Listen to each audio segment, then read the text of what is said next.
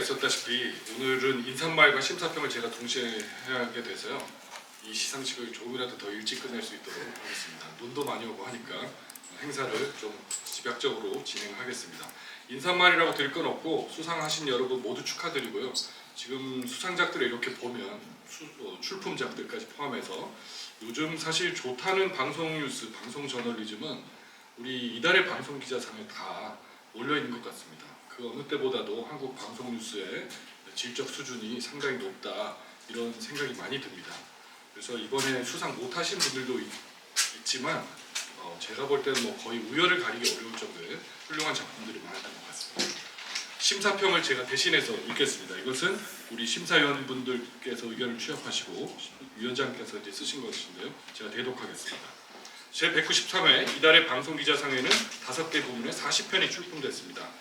취재 보도 부문에 10편이 출품됐는데요. MBC의 쿠팡의 수상한 리셋 규정하고 역시 또 MBC의 검찰 도이치 거짓 브리핑 단독 보도가 공동 수상했습니다. 특정사가 이렇게 공동 수상한 예는 사실 그렇게 흔치는 않은 것 같은데요. 먼저 이 쿠팡의 수상한 리셋 규정은 이 마음대로 자사 규칙을 적용해서 퇴직금을 주지 않는 행태를 고발해서 일용직 퇴직금 문제를 전반적으로 들여다볼 수 있는 계기를 마련했다. 이런 평가를 받았습니다. 또 검찰 도이치 거짓 브리핑 단독 보도는 검찰 발표에 신속하게 대응하면서 발굴한 단독 기사로 의혹 증폭에 결정적인 영향을 미쳐서 파급력이 컸다는 평가가 있었습니다. 이 밖에도 JTBC의 김건희 여사 공천 개입 의혹 및 명태균 게이트 취재에 대해서도 훌륭한 취재였다는 지적이 있었습니다. 다음 기획 보도 부문에는 8편이 경쟁을 벌였는데요. SBS의 멋진 신세계 AI, 유토피아인가 디스토피아인가가 선정됐습니다. 이게 여러 편이 보도가 됐었는데요. 이 본격화되고 있는 AI 시대를 현재 시점으로 끌고 와서 훌륭하게 시각화해서 완성도가 높았다. 이런 호평을 받았습니다. 저도 개인적으로 보면서 여러 가지 뭐 기사나 촬영 모든 부분, 편집까지 기존의 뉴스 때깔과 좀 다르다. 이런 인상적인 느낌을 받았습니다. 이 밖에 수상은 못했지만 KBS의 가난한 노인의 낮과 밤 흔적, 그리고 MBC의 오세훈표 한강버스, 한강 선착장 프로젝트의 실체, 이 보도들도 좋은 평가가 있었습니다. 지역 취재 보도 부문은요, 11편 가장 많이 출품됐는데 경쟁이 치열합니다. 여기서 KBS 강릉, 성폭력 뇌물수수 의혹, 양양군수 단독 연속 보도가 수상작으로 뽑혔습니다. 딱 떨어지는 단독성 사건 기사로서 권력감시 기능에 충실했다는 평가가 있었습니다. 마지막으로 지역 기획 보도 부문에서는 10편의 출품작 가운데 KBS 광주, 요즘 지역 취재 보도 부문 계속 지역 KBS가 연이어 수상을 하고 있습니다. KBS 광주의 18 다시 거리에 서다가 수상작으로 선정됐습니다. 지역 방송의 한계를 딛고 익숙한 주제를 긴 호흡으로 완성도 있게 만들어서 확장성이 돋보였다. 이런 평가가 있었습니다. 이상으로 심사평을 마치겠습니다. 다시 한번 축하드립니다.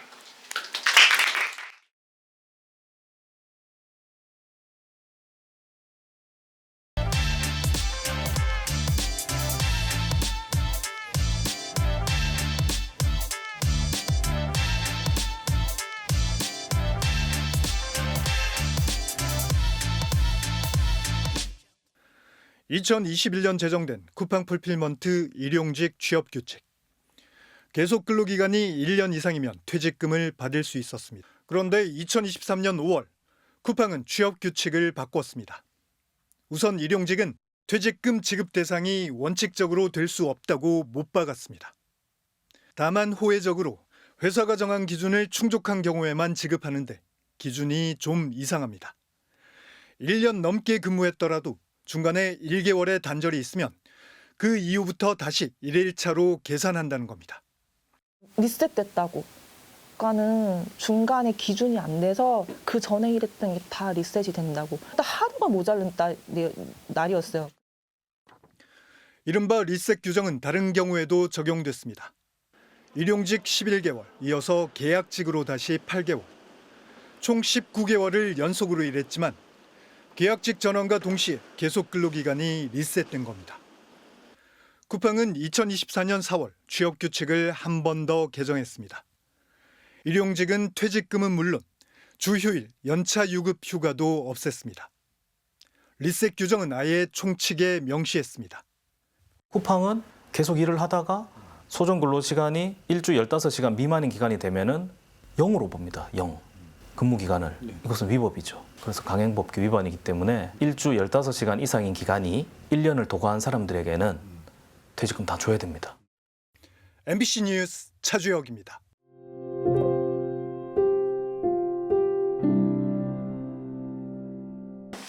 반갑습니다. 전 MBC에서 노동 취재 맡고 있는 차주혁이라고 합니다.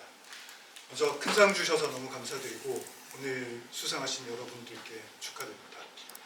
제가 보도한 이 쿠팡의 리셋 규정은 일용직들에게만 적용되는 규정입니다. 그래서 이게 단순한 임금 체불 사건이 아니라 가장 힘없는 노동약자들이 어떻게 권리를 침해받고 또 그 권리가 어디에 어떻게 방치되고 있는지를 이번 사건을 통해서 볼 수 있었습니다. 그리고 그 뒤에는 우리 법과 제도가 그들을 어떻게 외면하고 또 무책임하게 침묵하는지도 또 목격할 수 있었습니다. 앞으로도 제가 노동 기자다 보니까 우리 노동약자들의 그 낮은 목소리를 대신해서 전할 수 있는 그런 마이크가 되겠습니다. 감사합니다.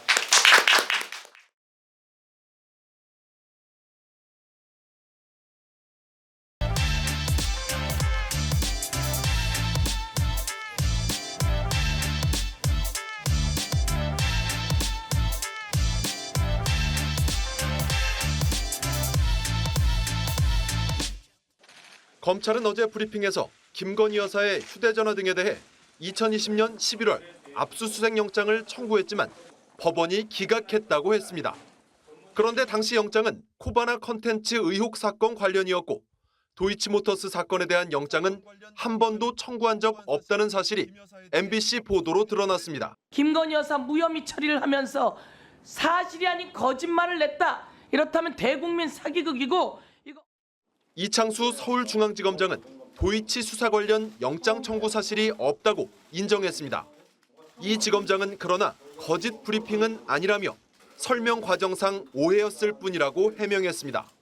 검찰이 국정감사 도중 공개한 도이치모터스와 코바나 컨텐츠 사건 영장 청구 내역입니다.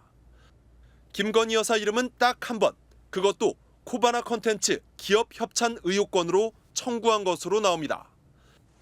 검찰이 앞선 브리핑에서 김 여사 주거지도 영장을 청구했다고 했는데 코바나든 도이치든 주거지는 없습니다. 김 여사도 단순 전주일까요?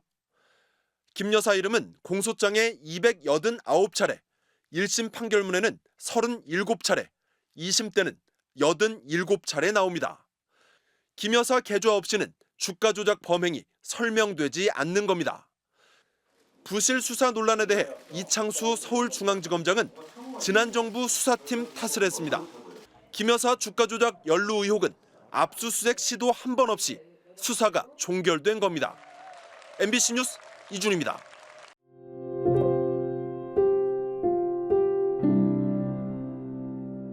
네, 안녕하세요. 저 MBC 법조팀 이준희라고 합니다. 네, 우선 이렇게 큰 상을 주셔서 정말 감사드립니다. 무엇보다 제가 이 자리에는 운 좋게 몇 번 서본 적은 있는데 이렇게 후배들을 데리고 서본 적은 처음이라 좀 감회가 새롭습니다. 조금 전에 차주혁 선배께서 사회에서 가장 약한 약자들에 대한 기사를 쓰셨다고 말씀하셨는데 저희 보도는 대한민국 사회에서 가장 강한 권력을 갖고 있다고 얘기되는 검찰에 대한 얘기였습니다. 도이치모터스 주가 조작 사건을 4년 반 만에 김 여사에 대한 무혐의 면죄부를 주는 날이었고 브리핑이 4시간 동안이나 진행이 됐습니다. 저와 김상훈, 군하연 저희 세 기자는 4시간 동안 자리를 지켰고요. 당연히 첫 질문이 압수수색을 했느냐였는데 영장은 쳤지만 기각됐다 이렇게 답했습니다. 그런데 저희 보도로 그 사실이 아니었음이 드러나게 됐고 이어서 주거지가 영장 청구 대상에 없었다는 것 그리고 계좌주 중에 압수수색을 당한 사람도 있었다는 것 그것도 추가 후속 보도를 통해 밝힐 수 있었습니다. 이 보도는 저희가 잘해서 한 게 아니라 저희가 좀 더 빨리 움직였을 뿐이라고 생각합니다. 누구라도 다 문제의식을 느꼈던 건데 왜 검찰에서 왜 이런 방식을 택했는지, 한 시민단체는 꼼수라고 했고 검찰총장은 실수라고 했는데 어떤 게 맞을지는 보시는 국민 여러분께서 판단하실 것 같습니다. 그 부분 저희도 끝까지 지켜보겠습니다. 감사합니다.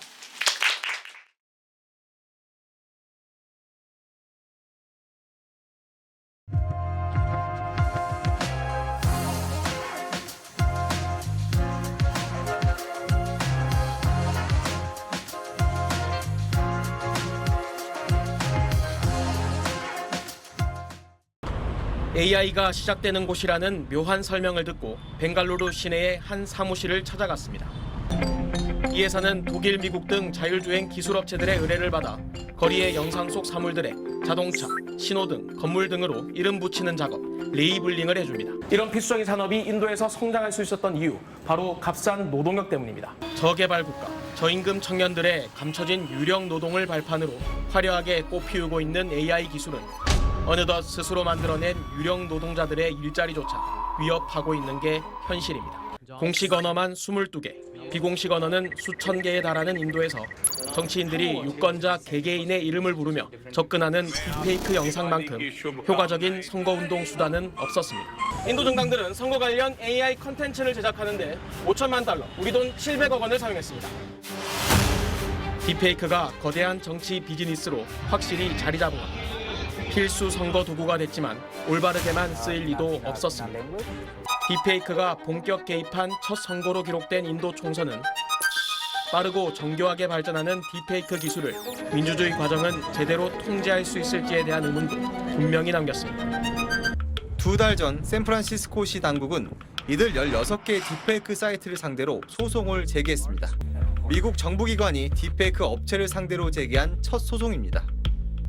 미국 정부기관들은 더 이상 AI 오용에 대한 대처를 시민 개인에게 떠넘기지 않으려는 듯 보입니다. 남은 건 AI를 개발하고 서비스하며 막대한 돈을 벌고 있는 빅테크들의 윤리와 책임입니다.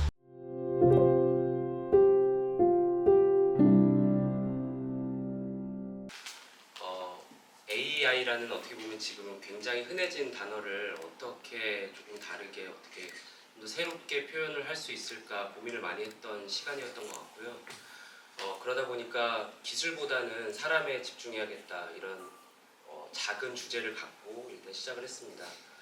후배들이랑 같이 인도 그리고 미국에 있는 딥페이크 피해자, 일자리 대체 피해자분들을 만나기 위해서 여러 차례 한 수십 수백 개의 메일을 보내고 받는 과정에서 고생 많이 했을 것 같고 팀원 후배들에게 너무 고맙다는 인사를 하고요. 그리고 저희가 생각했던 것보다 더 멋있게 더 멋진 새로운 그림으로 촬영해준 영상 취재팀과 저희보다 더 적극적으로 영상물을 어떤 식으로 만들어낼까 고민을 해줬던 영상 편집자들과 함께 상을 받게 돼서 더 의미 있는 상이라고 생각합니다. 앞으로도 더 열심히 하겠습니다. 감사합니다.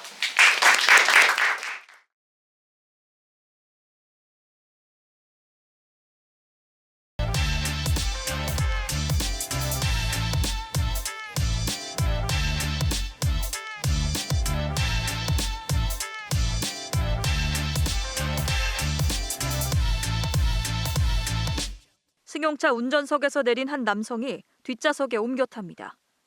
20여 분 뒤에 차 밖으로 나온 남성은 바지춤을 정리하고 이어 한 여성이 따라 내립니다. 남성, 강원도 내 한 자치단체장입니다. 단체장은 평소 안면이 있는 해당 여성이 민원을 수차례 호소해 여성의 카페를 찾았다는 입장입니다. 반면 여성은 당시 승용차 뒷좌석에서 단체장이 자신에게 부적절한 행동을 했다고 주장합니다. 단체장은 직접 하의를 내린 사실은 인정했습니다. 여성이 요청한 일이었고 아차 싶어 이내 바지를 끌어올렸다고 주장했습니다. 여성은 이 밖에도 여러 차례 부적절한 행동이 있었다고 주장했지만 단체장은 모두 사실 무근이라고 반박했습니다. 지난해 12월 자신의 카페를 찾은 단체장에게 여성이 무언가를 건넵니다. 여성은 이 물건이 현금 500만 원이 들어있는 봉투라고 주장합니다.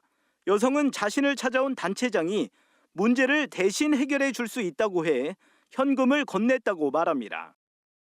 변호사 살 돈 있으면 자기 가려고 그러더라고. 자기가 해결해 준다고. 걱정 말라고. 그래갖고 그럴 거냐 그랬더니 해결해 준다고. 당시 상황에 대한 질문에 단체장은 돈 봉투가 아니라는 입장을 분명히 했습니다. 하지만 여성은 단체장에게 금품이 전달된 상황이 처음이 아니라고 주장했습니다. 민원 처리에 대한 불안과 조급증으로 단체장에게 수시로 금품을 제공했다며 안마의자 주문 내역 등 관련 증거를 제시했습니다. 성적으로 부적절한 행동에 더해 금품 논란까지 제기되면서 자치단체장을 둘러싼 파장은 더욱 확산될 전망입니다. KBS 뉴스 정면구입니다.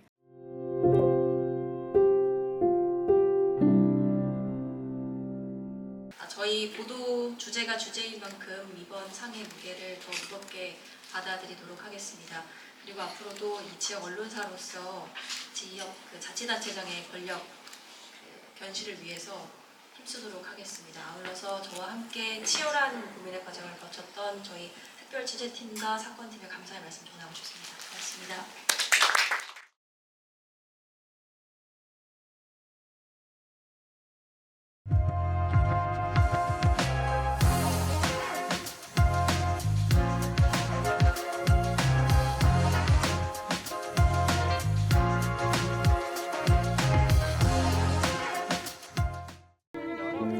지난해 2명의 자립준비 청년이 올해 2월에도 8년 동안 자립했던 청년이 스스로 목숨을 끊었습니다.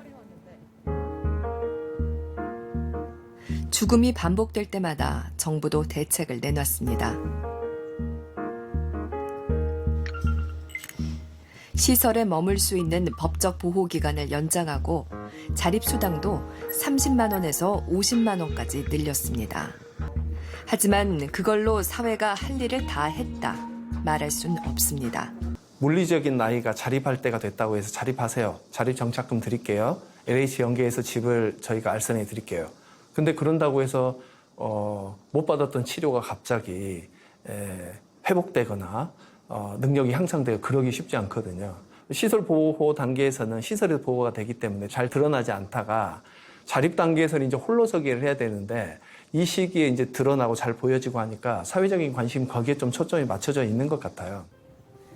어쩌면 태어나서부터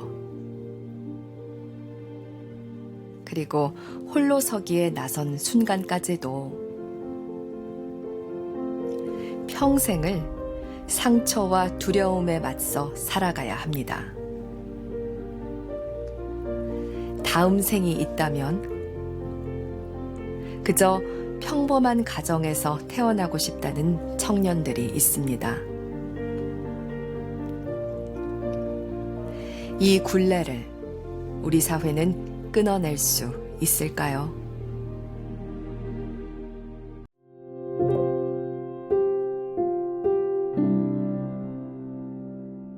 같이 2년 전에 광주에서 자립준비 청년 2명이 잇따라서 자살을 한 사건이 있었는데요. 그때 당시에 아무래도 이제 데일리를 하는 보도 기자들은 그 부분에 대해서 깊숙이 들여다볼 여유가 없었던 것 같아요. 그런 부분이 좀 마음의 짐으로 남아서 지금 2년이 지나서 한 6개월 정도 취재를 진행한 다음에 다큐멘터리 50분짜리로 만들어서 내보낸 건데요. 그 과정에서 지역에 있는 자립준비 청년들도 한국아동복지협회나 이런 종사자분들이 취지에 공감하고 용기를 내서 카메라 앞에 서 주신 덕분에 만들 수 있었던 것 같습니다.